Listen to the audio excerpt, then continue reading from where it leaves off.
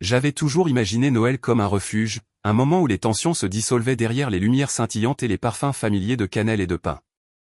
Pourtant, cette année-là, tout avait basculé lorsque j'avais découvert, par hasard, les véritables intentions de ma famille. Une conversation murmurée derrière une porte entr'ouverte avait suffi à faire trembler les fondations de mes certitudes. J'avais compris qu'ils préparaient quelque chose, un scénario soigneusement élaboré pour me mettre dans une situation gênante devant tous les invités.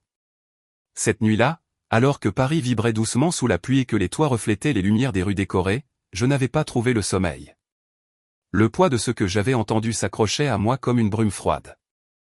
Je repassais chaque détail, les rires étouffés, les phrases à peine audibles, les allusions à mon manque supposé de réussite. C'était comme si mon propre foyer s'était transformé en scène, et moi en figurant involontaire attendant d'être exposé.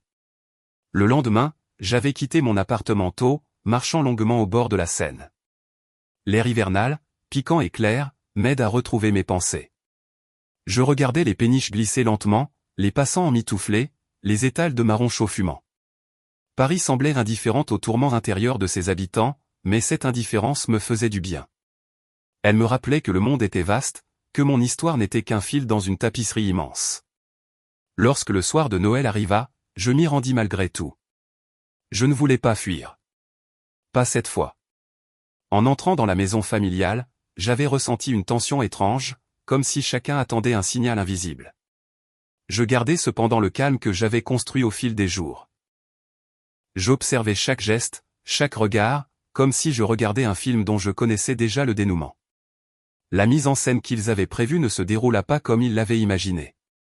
Avant même qu'ils ne puissent lancer leur manœuvre, un imprévu survint.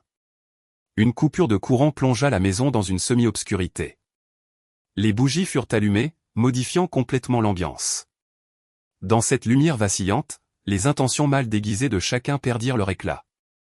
Le calme s'installa, presque solennel, brisant l'élan de leur projet. C'est alors que quelque chose changea en moi. Je compris que leur plan n'avait de pouvoir que si j'acceptais d'y prêter le mien. La fragilité de la situation, adoucie par les flammes tranquilles des bougies, me donna une force inattendue. Je restai présent, attentif, pleinement moi-même. Et peu à peu, l'atmosphère se transforma. Les visages se détendirent, les gestes devinrent moins abrupts, comme si le simple fait d'être mis face à eux-mêmes les avait ramenés à la réalité. Cette nuit-là, ce n'était pas leur piège qui m'avait marqué, mais la manière dont j'avais refusé d'y tomber.